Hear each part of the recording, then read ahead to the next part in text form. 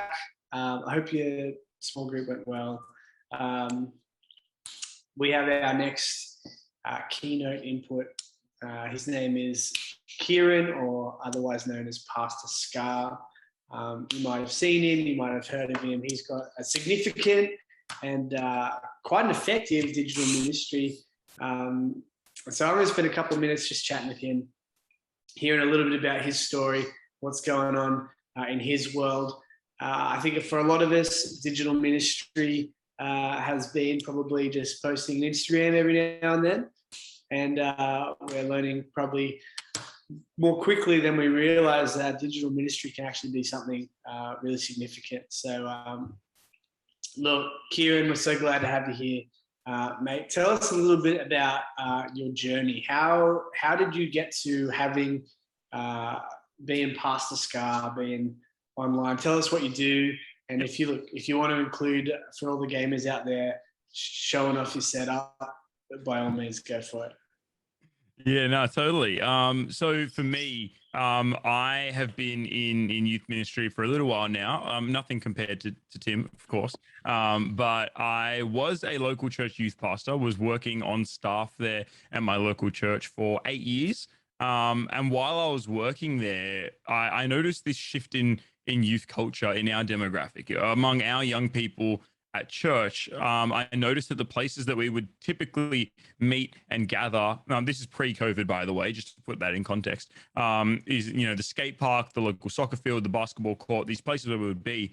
And essentially, I started realizing that the numbers weren't adding up. And what I meant by that is I knew that the population of our area had increased dramatically, yet the number of people I was seeing in these spaces didn't seem to reflect that. And so I was a little confused. And, one thing I've always tried to pride myself on is having my finger on the pulse when it comes to youth ministry and just going, what's happening? How do we be effective in that space? And so it didn't take long to realize, well, what happens after church? One kid walks out of the auditorium, pulls out their iPad, starts playing whatever game they're playing. 7 other heads pop up behind them, starts peering over their shoulder, watching that iPad, and then that person has a turn, passes it on, and all of a sudden, those kids that I was used to seeing them running around the car park and playing tips, not that you should run around a car park, disclaimer, all of a sudden, their mode had changed, and I was like,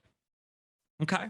Now, I'm someone that's grown up in this generation, right? I've grown up with the PlayStation 1, 2, 3, 4 in the house. Like, it's just been a norm. But for me, gaming has always been something that's just a random downtime. Like when I need to unwind, it's something mindless and I can just do it for a little bit and then move on. But I just realized more and more that people were spending significant amounts of time in those spaces. So with that youth pastor's hat on, I thought, I just wonder, is there a way that we could minister to people in these spaces? Like, is there a way that we could connect in with that people group and do that? And as I did that, I did my research, and it blew my mind when I realized the statistics around how many active gamers there are worldwide, which at the time was 2.4 billion people worldwide that are considered an active gamer. So not like used to play once upon a time, now I've had kids and I've grown up and I don't play anymore. You're not an active gamer. Active gamers, 2.8 billion human beings worldwide. World's population at the time was 7.6 billion, for context. So we're talking about 1 in every 3 people, not young people, people were active gamers. And I'm like, this is mind blowing. And then I'm like, with a people group that huge, how many churches and ministries do I know personally that are intentionally trying to reach that demographic? We as a church have a skate park ministry and all of these different things, and they are awesome and they need to continue. Like, don't mishear me here. Those things have to happen. They are so crucial. But I'm like, is anyone in this space? And I couldn't think of one for the life of me. And that kind of that hurt as a pastor and as a Christian, knowing that there are people that we might actually not be reaching because they're not coming to the places that we're trying to meet them, because they'd rather be at home indoors for whatever reason. And so that was the start of a journey that started with me firing up my dodgy little laptop. The setup now is quite different, but I had one dodgy little laptop no separate microphone, no separate webcam, nothing. It was garbage. I'm telling you right now. But I thought, you know what? I got home from work. My wife hadn't gotten home from work yet. I had a little bit of downtime. I thought I was going to play a bit of PlayStation anyway. Why not just live stream that process on a website called Twitch, which is the biggest gaming live streaming platform in the world. So I thought, why not? Let's just do it. If anyone shows up, I'll try and share the gospel with them. If they don't show up, then that's fine too, because either way, I was going to do this. So no harm lost. And that was that. That was the start of a journey where 0 people showed up, true to form. There was no one, and I just did that. It was downtime, and then eventually it changed because I remember seeing the viewership number click over from 0 to 1. Classic youth ministry, right? I'm seeing the chat as well. This is my natural mode. I love this. But I saw the viewership number. It clicked over from 0 to 1, and I'm like, well, this is kind of creepy. Why is someone watching me, right? Like, and so I started this dialogue. You know, it was me saying hi. It was them typing hi. And then eventually they're like, is this what you do for your job? And I'm like, no, I'm a pastor. I work at my local church. And they go, oh, I used to go to church. Really? Why'd you stop going to church? Oh, I haven't been in like 6 years. And why is that? And all of a sudden, this stranger who had full anonymity just got real deep real quick. And I think the reason why is because they knew that I couldn't see them. I couldn't hear them. I didn't know their reputation. I could not pick them out in a lineup. They had a fake screen name, whatever they wanted to be. And they were able to ask deep faith questions that it turns out had been pondering in their heart for years. And they were able to get some answers. And this person went on to tell me about how their family were faithful to the church and they would give generously and they were involved in all these things. But then his parents got a divorce and his sister ran away from home. This and that happened. And he failed to understand the concept that bad things actually do happen, even to good people. But all of a sudden, I was able to speak into that. And it was this bizarre moment where partway through, I was just like, hey, do you mind if I pray for you? And he goes, ... I guess.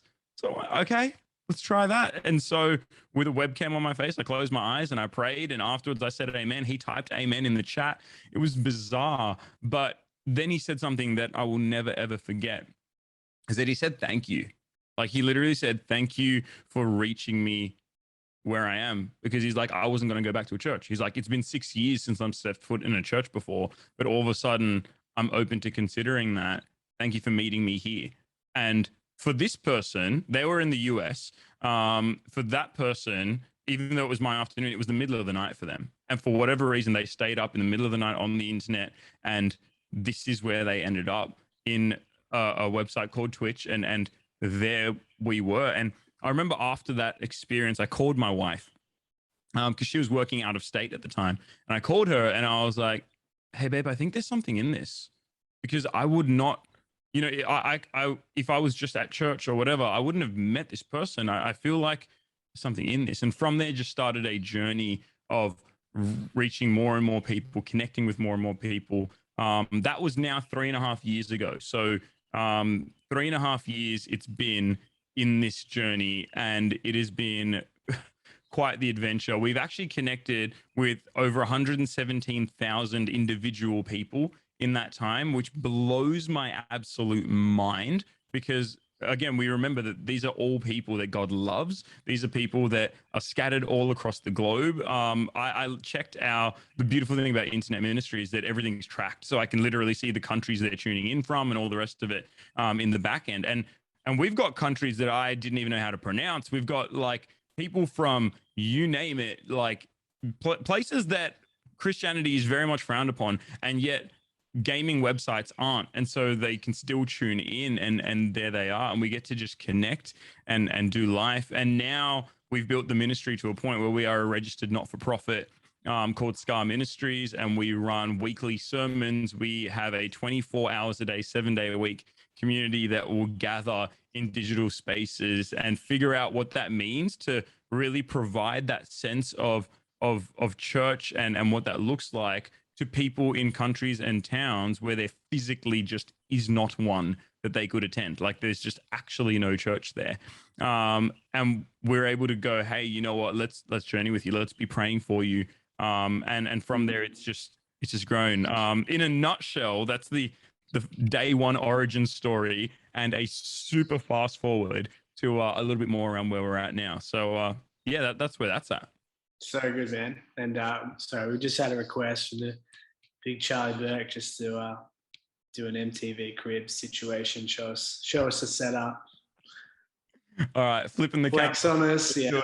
Let's do it. This is where we're at right now. Now it might look impressive, but I am telling you, like half of this stuff I got for almost free off Gumtree secondhand.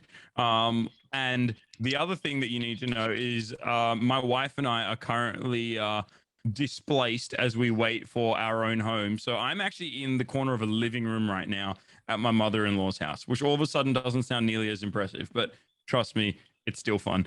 So literally that's a front door just over there.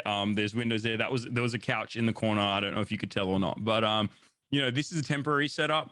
And so we've just set things up to do what we need to do. But yeah, and you know, as you guys would know, in youth ministry, a huge part of captivating and doing that is making sure that it is fun, it is interactive, that you don't know what you're going to get, and all those elements you would see in a standard youth ministry is what you will get in our live stream, where there'll be games, there'll be challenges. I'll be eating a random chilies on stream. Unfortunately, I'm often the one that gets punished. You know, normally you just get a youth leader come up and they eat the gross food. Nah, I eat the gross food and then I get up and preach right afterwards. It's you know, we got to work on that, but you know, we're trying.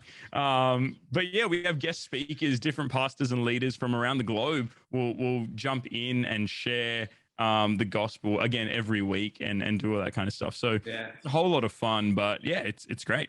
So good, man. I think for many of us, yeah, like you say, we've come from a bit of a different generation, particularly to maybe leaders and elders who are above us and we're accountable to. And often there can be sort of a bit of a reluctance or a fear to engage with technology. Yep.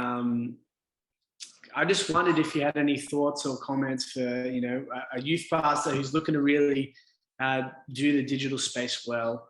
How can we reassure, or what are some things we can do to make sure, you know, that we're accountable, we're on top of what we need to, that it can be a really effective space and not a dangerous space for our young people to be a part of? Like, what's some suggestion there? Yeah, I mean, that question tapped into like 7 different categories, from accountability through to variety and making it engaging and all kinds of things. But like, honestly, like all of those things, or literally all of it, everything that you would do in a youth ministry or in a church matters. If anything, it matters more in these spaces because it's so easy for that trust to be broken and for those relationships to be blurred and for abuse to happen. Like, let's be real here. The internet is not a safe place by default. And so like for us, what we do is we actually have a safe ministry team that is made up of pastors and leaders. And because of that, we make sure that any requirement that we would have in our live stream is the same as any requirement we would have at our local church. So anyone that's involved to any capacity has got their, you know, police check, they're working with children's check, the equivalent in their country, like a variety of those things. We've got the safe church standard stuff that we meet. Literally this coming Saturday, we've got a creating safe spaces workshop that we're doing with our team. And so in terms of that accountability, that's so huge, like setting that up.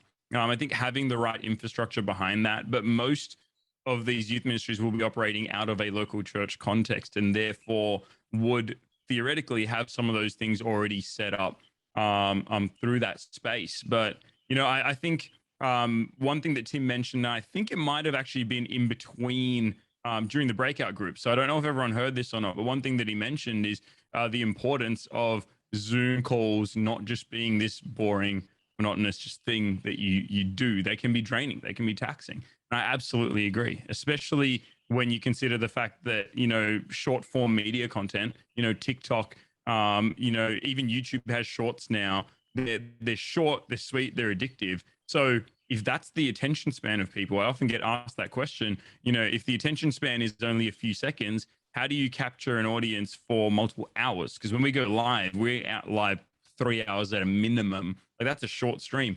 And yet we have viewers that are there from the moment we go live right through till we're done, even if it takes them into 3 a.m.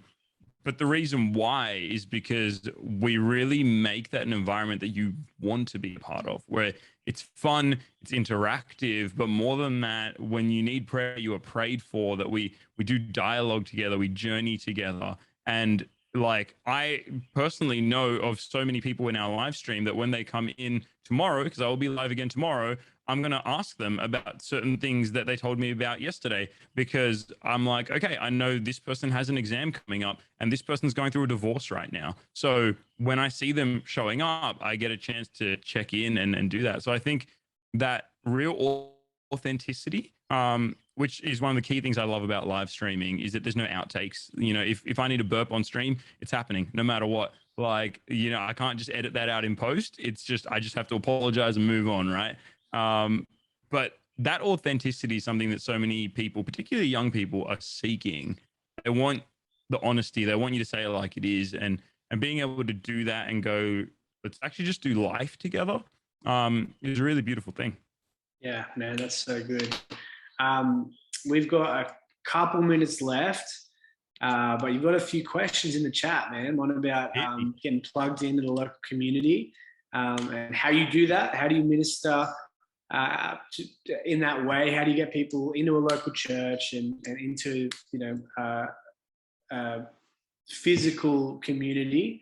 And the other one is about how you deal with trolls and you know, people being critical online. So I'll let you go for it, and then we'll head off in a breakout room soon. Perfect. So one of my passions is connecting people that we meet in the digital spaces into physical local churches wherever they are in the world. And I love doing that. So one thing that we do, outside of us providing them free Bibles wherever they are and sending it to them and that kind of thing, is we go, hey, if you have, you know, responded to the sermons this week, or if you're just interested in finding a local church and you're not a part of one, let us know like what suburb or what town or what city or what country you're in, and we would love to help tee that up for you. And we will go the extra mile to go, okay, let's look in that area and see what churches there are, and even call ahead and be like, hey, this person wants to come visit you, you know, those kinds of things. So really do that introduction piece and help that fluid movement in that sense.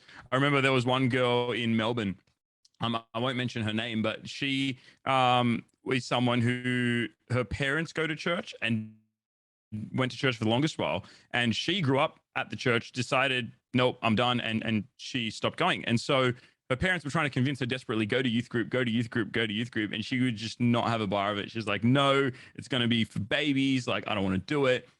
But she loved playing Fortnite, and it happens to be the game that we were also playing, and she happens to be on Twitch. She jumps in, stumbles across this stream, and starts hanging out with us, and weeks go by and months go by, and she hears me constantly talking about how much I love local youth groups and how much I love churches. And all of a sudden she goes, hey, Pastor Skar, my parents keep on telling me to try this youth group. Should I do it? I'm like, should you do it? Are you kidding me? And so I literally suggested to her, you know what? Not only should you go and try it out this Friday, but on Monday when we go live again, come back in and let us know how it went. And she did. And she went, she joined it, and she's still a member of that youth group to this day, which is such a joy. She told her parents about it. Her parents were just stoked about that. And that was something that we got to celebrate. And I've never met this person. I may never meet this person, and that's totally fine. But we were able to be that bridging piece to connect her in with that local church community. And what a blessing that is. In terms of the hate and the trolls, anything on the internet has trolls, like guaranteed. That's where they live. And that's something that happens. But we have had so many, I kid you not, so many stories of people that came into troll that are now active, thriving members of this amazing space. Like I mean, we had one person. I'll give you one story, and then I see that time has already gone. But one story. I remember this person came in the chat. Again, I won't mention their name, but they came in the chat and all they said was one thing: "You're trash." That's it. Now, what they expected is for the streamer to then swear at them, ban them from the community, yell at them, and then that's the reaction that they were expecting. And then they would then move on to the next streamer and do it again. Instead, that's not what happened. Instead, I said, hey, you know what? I'm pretty bad at this game. Are you free right now? You want to jump in and help me out? Silence. And I was like, oh, I thought maybe we could do some dialogue. Nothing. And I just moved on. 2 hours go by in that same live stream, and I get a follow notification that same name is now following the channel. I registered it in my mind. I'm like, hold up. That was the Your Trash person, wasn't it? Another hour goes by, and they eventually start talking in the chat. And what they said was eye-opening and incredible, because what they said is that they are someone that gets bullied at high school. They're a high school student, not from Australia, and they get bullied every day. And their outlet is that they stay up late on the internet and they jump onto live streaming platforms and they make other people feel bad because it's their way of getting back at the world. And they had been going streamer by streamer and doing that until they stumbled across this, and they got the reaction that they did not expect. And we combated negativity and hate and trolling with love and forgiveness and the way that Jesus tells us to treat people. And they ended up sticking around for the whole stream. And the best part about it is that afterwards they went, I kid you not, they went and told their mum about this experience. Their mum then sent them back to us the next day. And this person wrote out this thank you post in our Discord server. If you know what Discord is, they wrote a thank you post saying, my mum asked me to come back and say thank you to you guys for, just accepting me and providing that experience. And they are still a part of our community. And it's like, there are stories like that there are many stories like that. And I love it. It just gives us an opportunity to go, in the live streaming space, there's a lot of really, really shocking content. Not in the terms of quality, but in the sense of morals and the things that are being shown and portrayed, and all of that. There's a lot that can really hurt your faith. So my logic was, well, what if there could be an alternative? What if there's something that is safe and family friendly that anyone can come to, whether you are a grandparent or whether you are a child or whatever, anyone can come to and hang out and be welcomed and be loved and see the way that Jesus calls us to treat people and share God's love and share the gospel every single week. And that's what we've been doing. And that is exactly what we'll continue to do.